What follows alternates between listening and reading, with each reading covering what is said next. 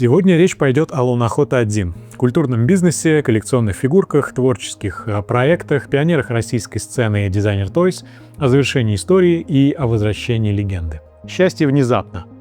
Так звучал слоган магазина дизайнерских игрушек «Луноход-1», работавшего в Москве с 2005 по 2010 год. А еще магазин был клубом энтузиастов, кураторской инициативой и точкой притяжения самых замечательных людей. И да, он как был, так и остается большой частью моей жизни. В 2025 году мы праздновали 20-летие этого проекта, и вот спустя 1,5 десятка лет после закрытия я хочу с такого внушительного, довольно продолжительного расстояния посмотреть, что же это такое было, и рассказать тем, кто не застал это явление. И сегодня в ролике в нижней части экрана будет растяжка с более чем 2000 персонажей, которые прошли через наши руки за время работы проекта. Меня зовут Сергей Сафонов. Более 20 лет я занимаюсь персонажным дизайном в форме тиражных скульптур. Дизайнерских игрушек, арт-тойс, софуби, называйте как хотите. Я собираю коллекцию, организую выставки, работаю с сообществом. И да, я тот самый человек, который может часами рассказывать о пластиковых игрушках, как о произведениях искусства.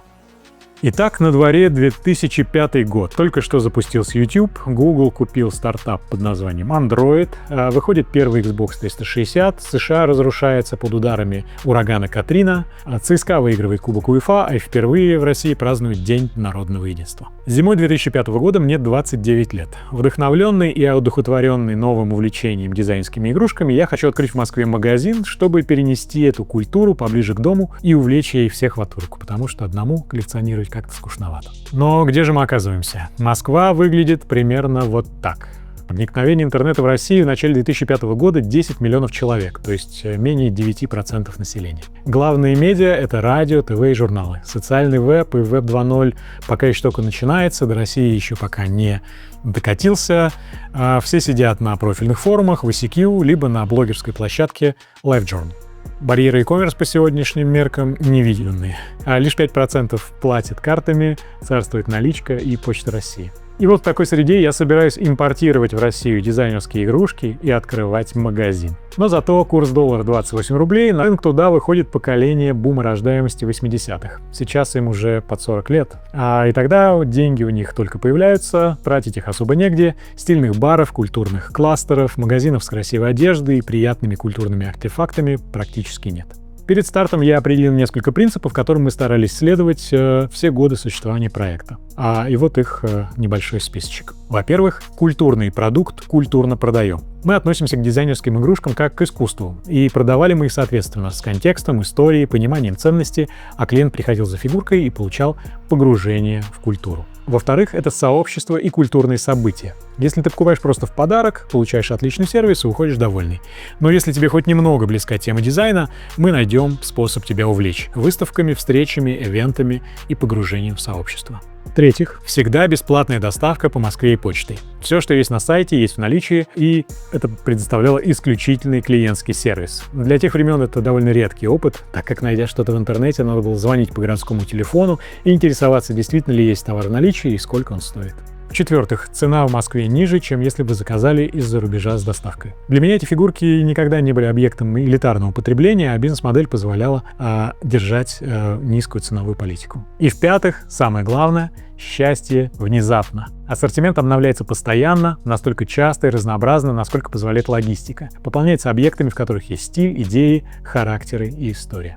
Итак, зимой 2005 года я просто написал несколько имейлов тем магазинам и производителям, у которых покупал игрушки для собственной коллекции, и предложил стать их представителем или дистрибьютором в России. После краткой переписки они согласились. Такие компании, как Strangeco, Kidrobot, Ugly Doll, Toy Tokyo и несколько гонконгских лавочек стали первыми нашими поставщиками. Была одна лишь загвоздка: отправлять в Россию напрямую они не были готовы, поэтому пришлось найти американский склад, где мы собирали все наши заказы перед отправкой в Россию. Вот так, с нескольких писем я избавился от всех своих сбережений и стал официальным дистрибьютором дизайнерских игрушек в стране, где для этого не все, скажем так, было готово. Но тут ничего страшного, потому что первый магазин, например, в Париже под названием Art Toys открылся всего за несколько месяцев до нас, потому что мировое движение только-только вставало на ноги. И с этого момента я буду говорить «мы», потому что дальше это уже не сольный проект. И большая заслуга в том, что все получилось и как оно получилось у моей семьи, команды Луноход-1, друзей и советников. Но как же быть с названием?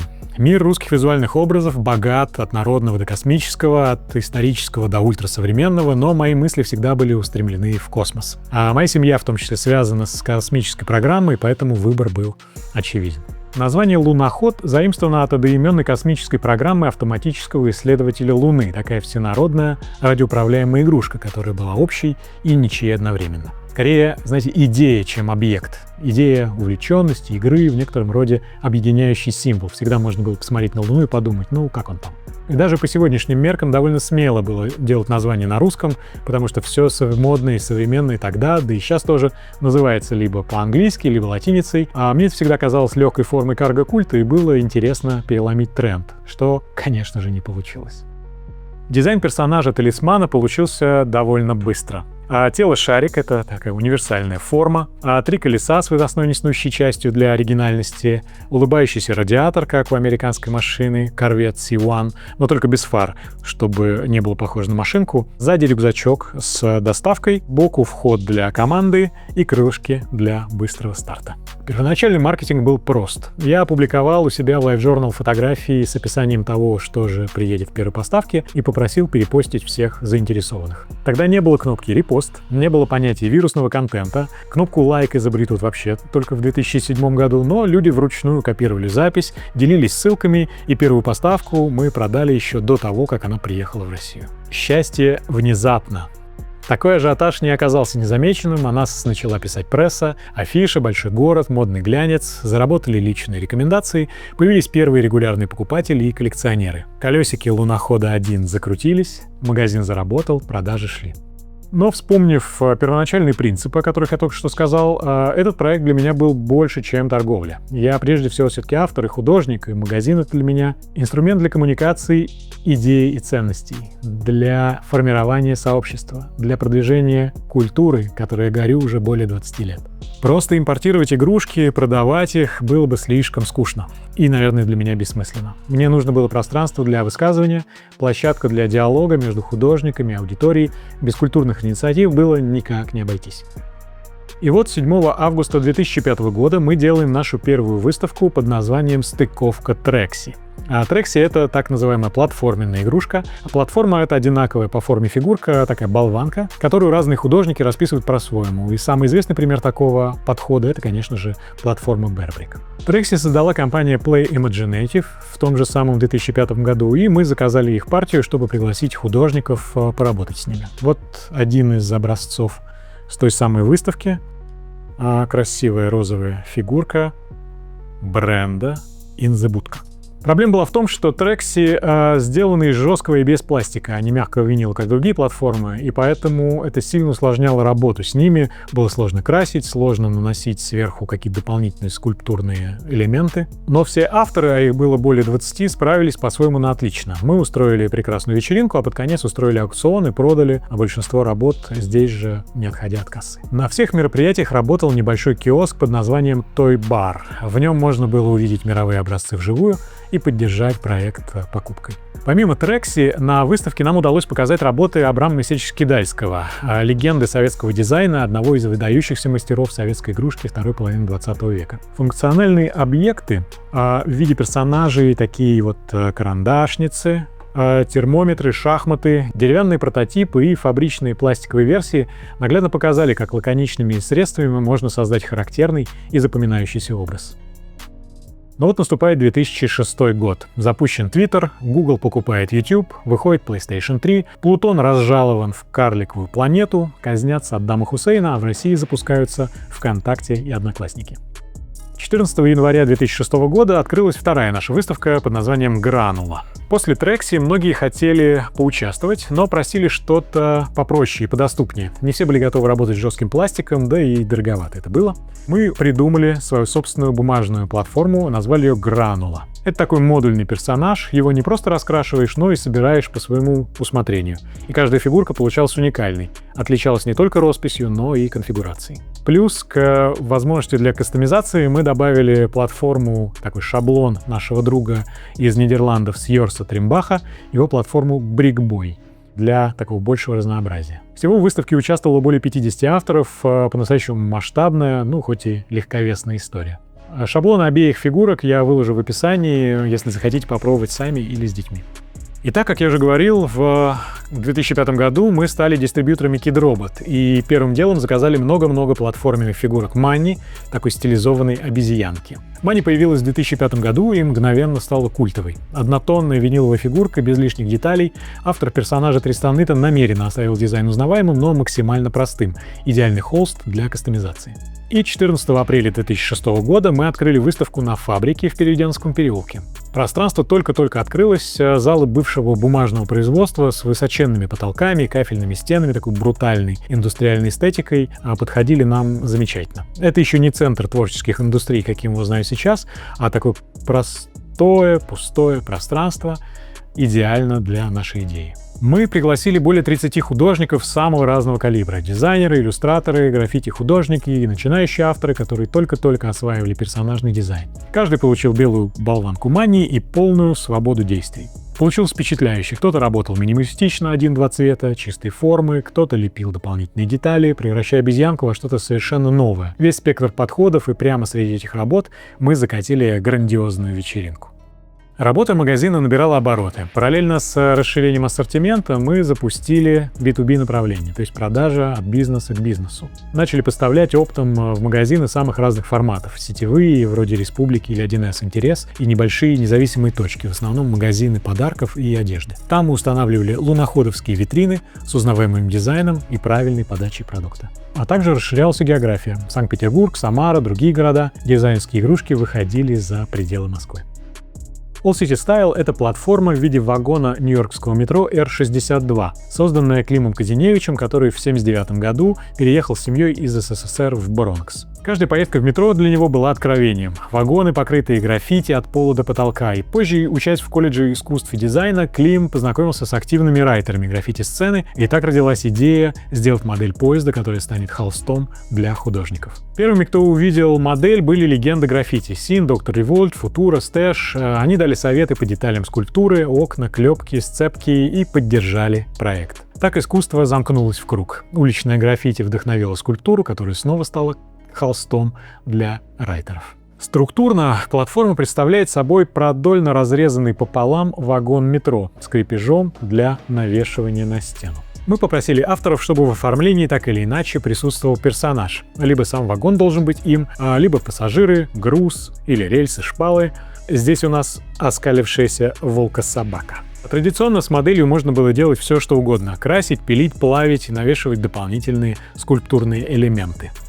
3 декабря 2006 года мы открыли выставку с поездами с одноименным названием All City Style. И наиболее громкие голоса, на которые, конечно же, ожидаемо прозвучали от авторов граффити и стрит-арт-сцены. Six Systems в золотом составе, Аски, Кола и Киоск, Тимур Форк, Зачем, Энка Синтесис, стремительный дуэт Painbreakers, Influx, Костя Змок, ну и слишком рано ушедший от нас Паша 183. Кстати, позже, в 2007 году, Паша сделает роспись настоящего вагона по мотиву своей раскраски All City Style.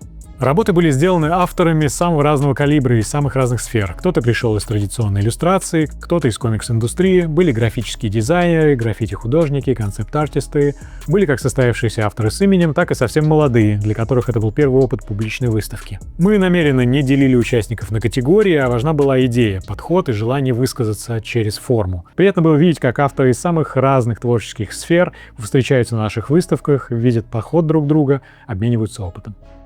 All City Style была последней выставкой 2006 года, но год еще не закончился. В декабре к нам в офис пришел курьер DHL и привез на тележке несколько коробок, наш первый коммерческий тираж.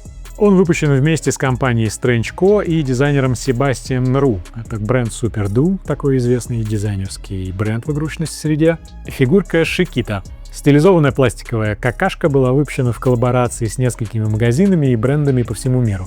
И луноход был один из них. Счастье внезапно. Ой ты, матушки, так. И еще одно событие напоследок этого года.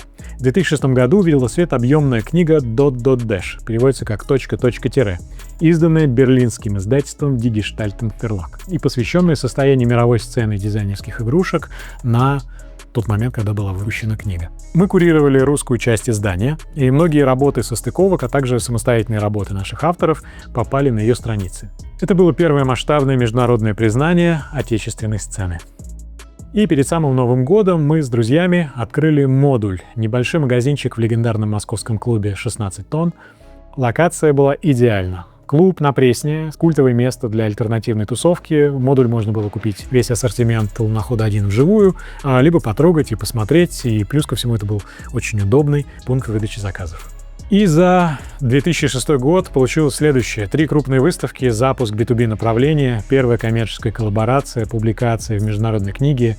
И наш проект из идеи потихонечку превращался в инфраструктуру. Мы не просто продавали игрушки, мы строили сцену.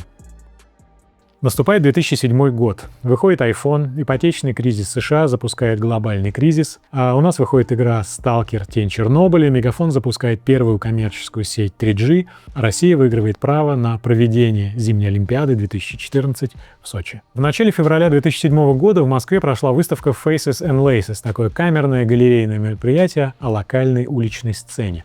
Позже оно трансформируется в глобальный городской фестиваль, а тогда это была идея и первая попытка собрать представителей зарождающейся городской сцены под единой крышей в небольшом пространстве на Неглинной. Мода, музыка, арт, кастом, кроссовки, граффити, зарождающаяся комьюнити не имела единой площадки, и увидеть все это в одном месте было ново и правильно. Для меня это событие было важным по причине актуализации дизайнерских игрушек в контексте городских субкультур и в очередном подтверждении того, что наши усилия видны и наглядны. Мы показали ретроспективу наших выставок, авторы сделали новые кастомы специально для этого мероприятия на базе уже Шикита, а я прочитал небольшую лекцию о мировом движении, и это были несколько запоминающихся дней. Отдельным удовольствием было видеть появление первых отечественных авторов оригинальных персонажей. Их работы Луноход-1 продавал с особенным удовольствием. В основном это были плюшевые игрушки, производство дешевле, можно шить самостоятельно, плюс 3D-принтеры и удобные 3D-интерфейсы нам тогда еще не завезли. Винил и пластик были практически недоступны, а плюш демократичен и выразителен.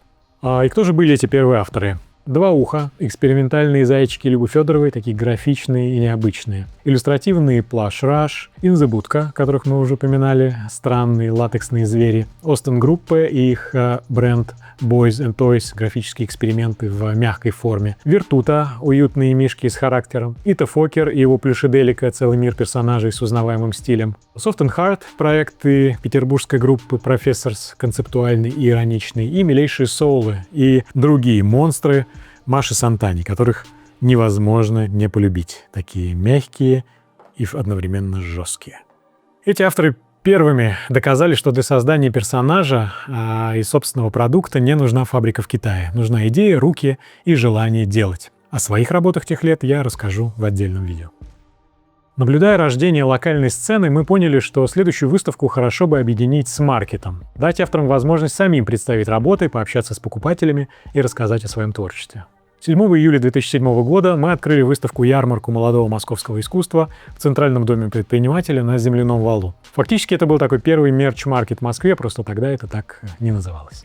Выставку мы организовали на базе Гранулы, но в ее новой инкарнации – деревянной модульной платформы, выточенной из липы суздальскими мастерами. А сообщество росло, состав участников расширялся. Посмотрите небольшой репортаж телекомпании A1 о том, как это было.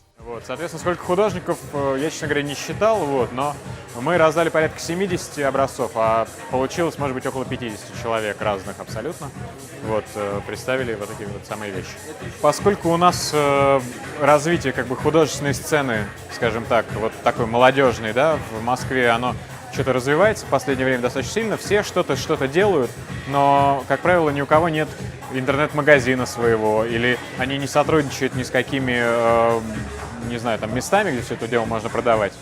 И нет какого-то места централизованного, где можно было все это дело посмотреть. Соответственно, мы решили объединить выставку работ именно игрушек, да, с выставкой работ тех художников, которые принимают участие в их раскрашивании. Соответственно, как люди представили там вообще все, что они делают, да, то есть какие-то и игрушки свои, и принты, и какие-то аксессуары, все что угодно. Насчет прибыльности, честно говоря, сложно сказать, скорее всего нет, но смысл в том, чтобы то, что делаешь, увидели другие люди, может быть, найти единомышленников в рамках вот этого мероприятия.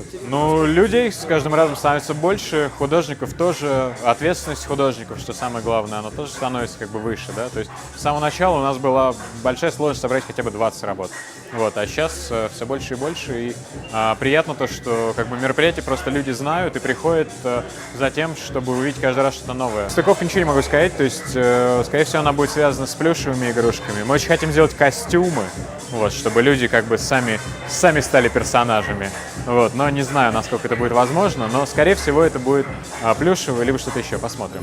Вот. У нас в Live Journal есть свой комьюнити, называется ru_designer toys, да, дизайнерские игрушки, дизайнер toys. Вот, короче, к этому комьюнити надо подключаться, мы там вывешиваем всегда все анонсы, и там, как бы, как правило, все люди, которые занимаются чем-то в этом направлении, какие-то вывешивают свои новые работы, и всегда можно спросить совета, что-то показать, поинтересоваться вообще без проблем. Вот. То есть мы как бы всячески заинтересованы в том, чтобы люди что-то делали, не просто там сидели в интернете, да, не просто скачивали картинки, вот, а что-то делали и показывали это пришедшим как бы посетителям, всегда интересно, диалог и так далее. В общем, короче, peace, вот, присоединяйтесь к нам. Осенью 5 октября 2007 года гранулы, оформленные петербургскими художниками, были выставлены в рамках фестиваля Бумфест. Так платформа путешествовала между городами и сообществами. Наступил 2008 год. Apple запускает App Store, Google запускает браузер Chrome, выходит первый смартфон на Android и приложение Spotify. А пик экономического кризиса в США, а в России с приходом iPhone начинается глобальная смартфонизация. Мировой кризис только-только подступает.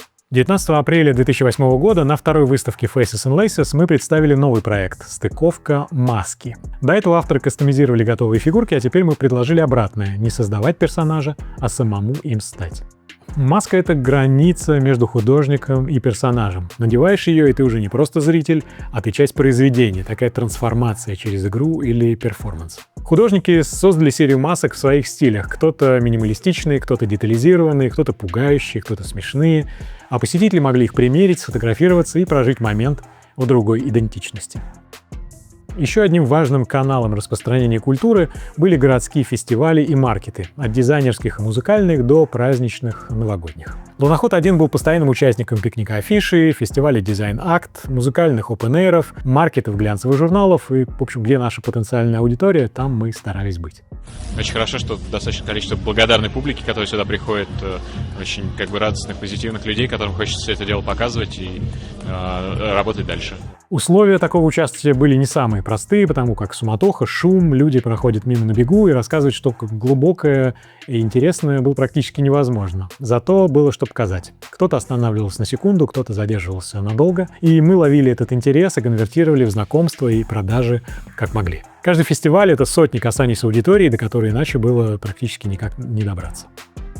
В октябре 2008 года мы пригласили в Москву Гэри Бейзмана, одного из культовых авторов американской сцены дизайнерских игрушек, а также активного автора сцены лоу-броу. Программа была плотная. Публичные лекции о творчестве, закрытые встречи с русскими художниками, прогулки по Москве. Гэри был в восторге от энергетики города, местного сообщества, ну и наше традиционное русское гостеприимство, конечно же. Холеный американский художник был немножечко шокирован нашими темпами, но держался молодцом. Это был интересный опыт — привести в Москву одного из ключевых авторов мировой сцены, показать ему, что здесь происходит, познакомить с локальными художниками, ну и осуществить культурный обмен, конечно же. Наступил 2009 год. Запущена сеть биткоин, основан WhatsApp, вышел Майнкрафт, Россию накрыл финансовый кризис, доллар подскочил почти на 30%, а наша сборная выигрывает чемпионат мира по хоккею. 2 мая 2009 года новая выставка Too Many Robots. В рамках московской Street Art Week мы провели вторую выставку на базе платформы Money. Назвали ее Too Many Robots. На этот раз формат немного изменился. Если раньше мы давали художникам полную свободу, то теперь задали тему. Это был робот. То есть не просто оформи Money в своем стиле, а сделай робота. Интерпретируй как хочешь, ретро-футуризм, киберпанк, минимализм, абсурд. Делай, что хочешь, но это должен быть робот. Тема роботов была выбрана не случайно. Это такой универсальный образ, который понятен и уличным культурам, и дизайнерским игрушкам, и анимации, и всему на свете. И на этой выставке мы еще раз увидели, что ограничение работает как катализатор. Когда есть рамка, творчество становится изобретательнее. Один сделал механического монстра, другой милого домашнего андроида, третий абстрактную машину. Работы получились совершенно разные, но всегда узнаваемо. Это были роботы. 2010 год. Запущен Инстаграм, первый полет ракеты SpaceX Falcon 9. В Москве страшный смог из-за торфяных пожаров. Россия получила право принять чемпионат мира по футболу в 2018 году. 12 апреля Луноходу-1 исполняется 5 лет, и мы придумали на празднование что-то особенное – провести международный фестиваль персонажного дизайна «Луноход-1 Character Expo», и более 60 участников со всего мира прислали 2 с лишним сотни работ. Задачей фестиваля было показать тот исходный материал, из которого при удачном стечении обстоятельств получаются фигурки. Персонажный дизайн превратился в отдельную область, которая обращается все больше и больше авторов по всему миру, и было интересно как-то проанализировать происходящее.